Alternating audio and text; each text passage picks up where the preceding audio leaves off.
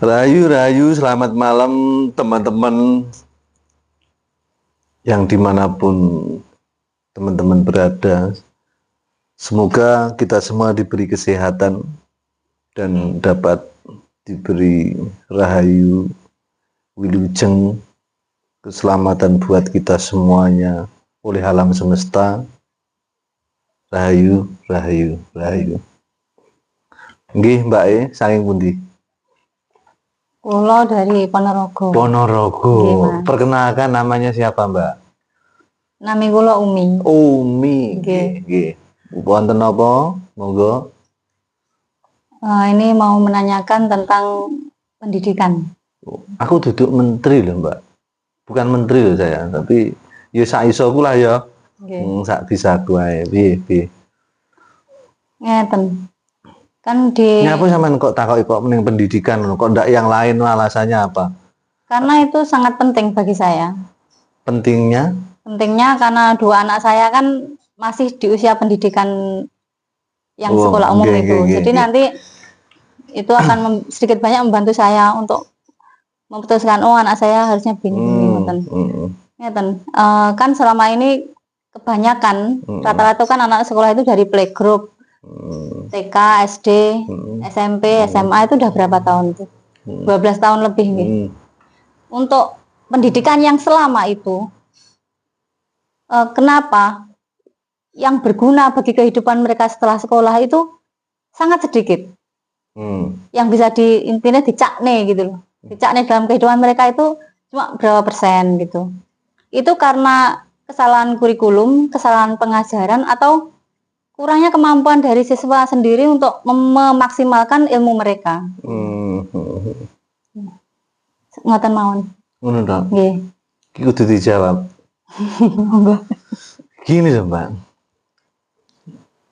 Ini sekedar saya menjawab karena saya juga pas bukan orang dari Kementerian Pendidikan ataupun apa enggak.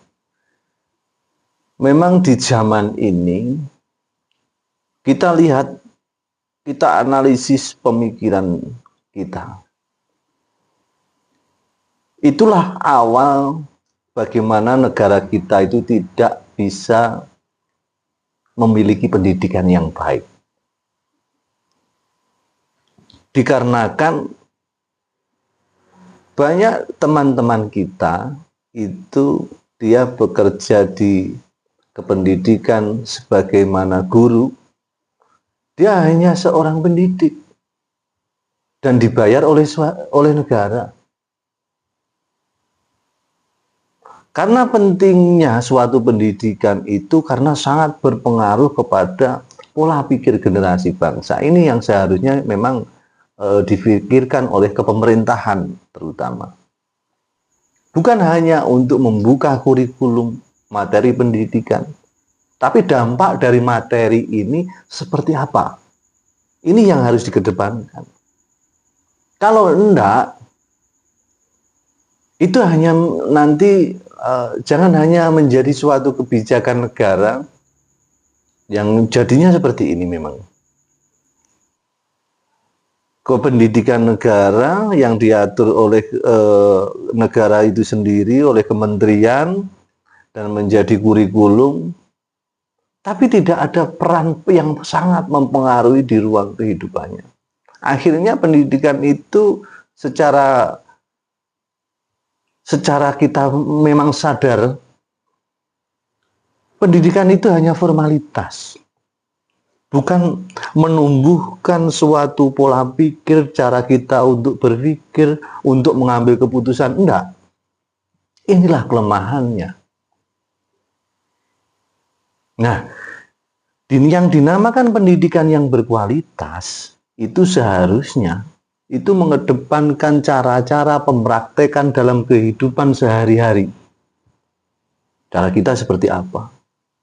Bukan hanya materi-materi untuk mengedepankan hal-hal yang sifatnya penting dianggap oleh kurikulum, pembuat kurikulum itu sendiri, tapi justru malah tidak mampu terserap dengan baik untuk melaksanakan siswa itu sendiri. Akhirnya ya ketoknya sekolah, kelihatannya sekolah. Tapi dampak dari nilai perbuatan itu sendiri tidak terserap dengan baik, terutama moralitas generasi. Apalagi terkait tentang zaman teknologi. Semuanya ini sangat mempengaruhi. Bukan hanya di sekolah, kita di rumah pun bisa terpengaruh. Mungkin zaman dulu kita bisa terpengaruh harus keluar rumah, gitu. Tapi sekarang hanya kita duduk di rumah, dengan kita bermodal memegang HP dan internet, ini mampu mempengaruhi ruang kesadaran diri kita, ruang pikiran kita, ruang akal kita, ruang perasaan kita. Akhirnya menimbulkan suatu tindakan yang kalau mungkin positif, ada yang positif, ada negatif. Bagaimana negara ini mempunyai pengaruh besar karena sarana prasarana yang juga memadai dan juga dibiayai oleh negara, ini mampu mempunyai dampak pengaruh yang baik. Arti baik adalah sesuatu hal yang bisa migunani atau bisa berguna untuk satu kepribadian, dua dalam perbuatan sehari-hari. Ini yang utama. Makanya sekarang banyak orang-orang di kepemerintahan yang korupsinya gede-gedean, tapi merasa mengerti hukum, menata negara gini-gini.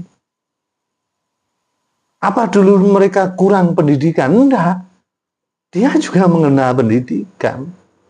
Artinya pendidikan yang seperti apa yang mampu mencetak generasi bangsa dengan kurikulumnya. Ini mampu membawa alam kesadaran generasi tersebut untuk berbuat baik.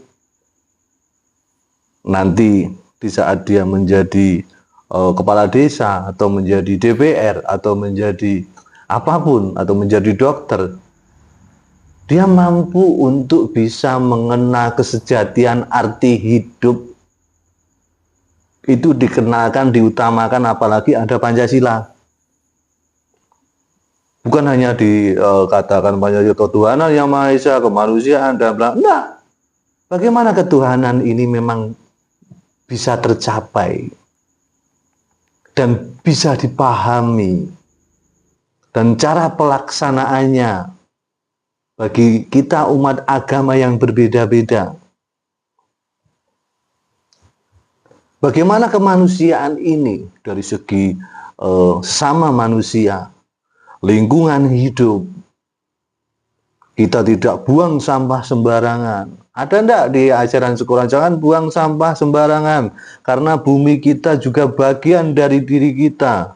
Bila kamu mengotori bumi, sama juga kamu mengotori ketuhananmu dan mengotori dirimu sendiri. Ada enggak kurikulum seperti itu? Enggak.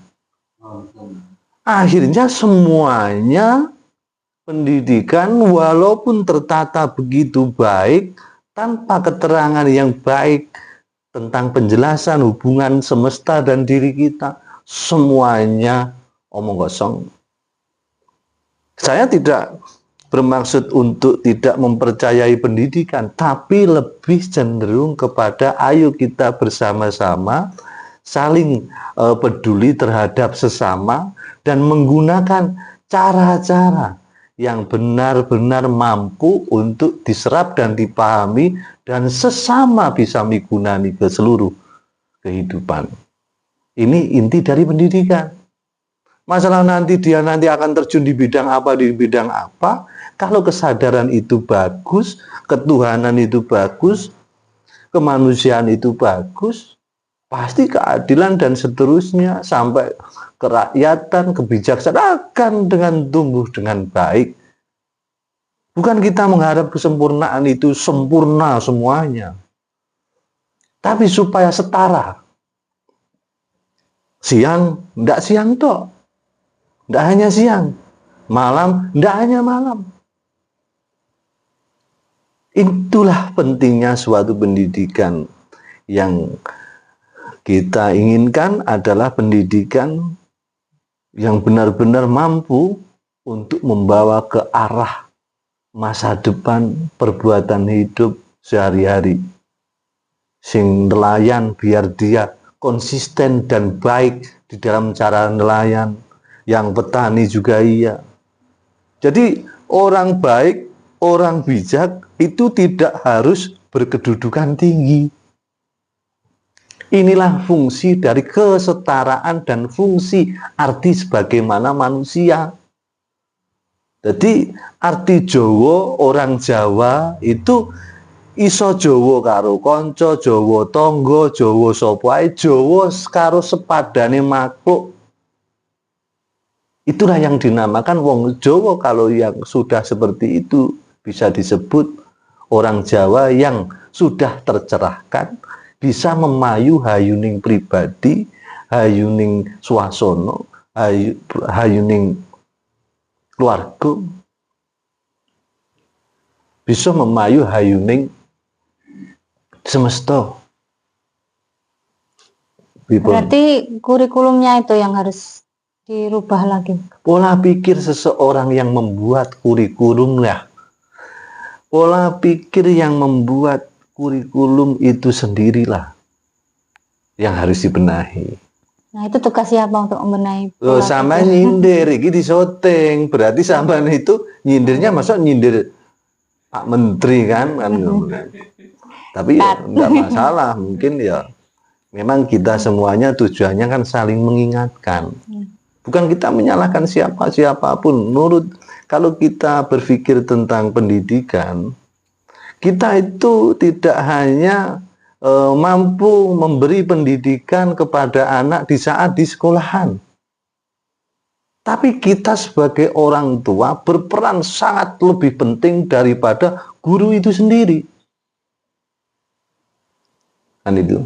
Kita adalah guru dari rumah tangga yang kita bina. Kan itu. Jadi mulai sekarang tanamlah prinsip-prinsip kebaikan dan jangan mengharuskan anakmu mau menjadi apa, seperti apa. Biarkan mereka bebas dengan apa yang mereka putuskan, tapi sampean tetap memberi didikan cara sampean untuk menjalani hidup anak-anak sampean yang akan menuju ke depan seperti apa. Kebijaksanaan itu hadir melalui diri kita dan akan sampean datangkan melalui anak-anak sampean. Dan lebih baiknya sebagai negara kita, sebagai kita orang bernegara, dan kita sekolahkan di sekolahan umum. Siapa tahu di sekolahan umum tadi memberi pemasukan yang lebih, memiliki suatu pemahaman. Tapi tidak tahu, mungkin zaman sekarang ya memang adanya memang seperti itu. Dan kita juga harus maklum. Mau kita musuhi pendidikan ini, ya enggak lah. Yang mendidik bangsa ini, yang menjadi guru di pendidikan juga bukan orang Belanda. Ya masih satu darah kita sebagai orang Indonesia. Inilah zaman-zaman khawatir yang bagaimana kita tidak hanya mengandalkan pendidikan-pendidikan di luar sana, tapi kita juga harus konsisten memberi pendidikan. Nduk, bagaimana sampean belajar kalau begini nanti akan begini. Karena kehidupan itu begini. Sampean berperan sangat penting. Sampean adalah anak adalah cerminan sebagaimana orang tua itu sendiri. Memberi pelajaran, memberi pengetahuan. Dan setelah itu anak akan menentukan kemana arah mau melanjutkan perjalanan hidupnya. Sebelum mereka menjadi dewasa dan mempunyai keputusan penting dalam hidupnya, sampeanlah guru yang paling utama berperan dalam kehidupan ini. Dan mereka akan menjadi guru setiap dirinya, anak-anak sampean masing-masing. Dan selanjutnya. Begitu, Mbak, apalagi? Terus saya ingin menanyakan juga pendapatnya Mas Wahyu. tentang kalau Ki Hajar Dewantara kan mengatakan bahwa tujuan pendidikan itu sebenarnya adalah untuk menjadikan manusia yang selamat dan bahagia. Nah, terus kalau sekarang pendidikan yang sekarang ini yang bisa menjadikan manusia selamat dan bahagia itu yang bagian mana gitu? Saya ngomongnya ini boleh jujur atau enggak jujur? Enggak ada. Kalau jujur ya enggak ada. Berarti intinya sudah melenceng dari tujuan utama pendidikan yang digagas Ki Hajar Dewantara sendiri. Iya, ya enggak cocok dengan Ki Hajar Dewantara gitu aja. Tapi mereka kan cocok kan kenyataannya sekarang. Kalau Saman bilang enggak cocok. Tapi negara bilang cocok. Ki Hajar Dewantara bilang enggak cocok. Enggak cocok. Tapi kenyataannya dia bilang cocok karena ada penyerapan anggaran, karena dengan cara metode itu kita juga bisa kerja kan. Inilah di zaman carut marut kacau balau dalam era kehidupan ini. Dulu Ronggo Warsito pernah ngomong dan Joyoboyo pernah ngomong zaman edan. Inilah orang tanam padi dulu dia cukup bisa dibuat makan di rumah sampai nandon-nandon numpuk-numpuk. Sekarang semakin mudah tanam padi, ya kan? Semakin banyak panennya, semakin banyak hutangnya, semakin banyak tuntutannya. Artinya apa? Yang membuat kurang cukup dan kurang harmonis, kurang bahagia, itu bukan apa yang dia miliki dan apa yang mereka capai. Tapi dia kurang bisa tahu arti kesyukuran hidup dan tahu arti hidup. Kalau dia bisa melihat dirinya sendiri, dia akan tahu arti hidup yang sesungguhnya. Bahwasanya orang hidup itu sederhana. Yang tidak sederhana itu adalah harapan, pengharapan, keinginan, ambisi. Itulah yang membuat seseorang itu merasa tidak cukup. Apa itu salah? Tidak. Tapi kita harus mengedepankan apa yang harus kita kedepankan, harus kita kedepankan. Jangan kita menjadi pengikut sifat ini. Dia yang harus, sifat itulah yang harus mengikuti kita. Inilah perbedaan kita orang yang mau berpikir. Tidak mau dikendalikan oleh pikiran, tapi kita mengendalikan pikiran kita. Dan menggunakan pikiran kita. Makanya saya selalu ngomong, seringkali zaman sekarang banyak orang yang berpikir, tapi sedikit mereka yang bisa menggunakan pikiran. Banyak mereka yang memiliki perasaan, tapi sedikit mereka yang bisa menata dan mengelola perasaan tersebut. Itulah. Banyak orang sekarang itu yang panennya itu tumbuk-tumbukan. Hasil hartanya, bisnisnya tidak karu-karuan. Tapi sedikit dia yang mampu mencapai suatu kebahagiaan. Karena apa? Karena dia lalai tentang siapa dirinya. Dan mereka lupa cara untuk mengenali dirinya. Dan mereka juga tidak ingin mencari tahu apa arti dari suatu kecerahan, arti dari keyakinan yang sesungguhnya untuk kita. Makanya mereka orang-orang yang banyak, orang-orang kaya, orang yang merasa mampu dengan keluh kesah hal-hal yang mungkin mereka sendiri yang tahu, dia akan lari ke tempat-tempat peribadatan ini itu. Sebenarnya dia mencari nyaman dan sebenarnya artinya mereka tidak nyaman. Inilah bahasa-bahasa yang tidak bersuara. Makanya saya ngomong seringkali, apapun di dunia ini hanya sawangan. Hanyalah pandangan. Kalau di Jawa sawangan itu adalah yang ada di layang-layang yang bersuara. Kita buatnya repot. Setelah jadi pun hanya sekedar menjadi suara. Setelah jadi dan diterbangkan, kita lihat pun tidak tahu, tidak kelihatan, tapi hanya terdengar suara dari layangan itu. Inilah perbedaan orang-orang yang seharusnya tersadarkan. Bagaimana anak kita terarah mau kemana. Kalau tahu keadaan memang zaman kita memang seperti ini, apakah kita hanya mengikuti seperti itu sebagai kita orang yang tersadarkan seperti pemahaman ini? Kita harus mengutamakan anak kita kan. Pengetahuan yang kita berikan kepada anak kita. Bukan kita memusuhi kepada negara atau enggak. Tapi tahu kita bahwasanya kurang apa, bagaimana keadaan ini memang terjadi. Dan kita harus menyadari, bukan kita menyalahkan. Mereka juga manusia biasa. Itu. Dan kita mulai berperan kepada diri kita sendiri dan keluarga dan kehidupan sehari-hari. Sampun, sementara seperti itu. Terus saya. Mas Wahyu.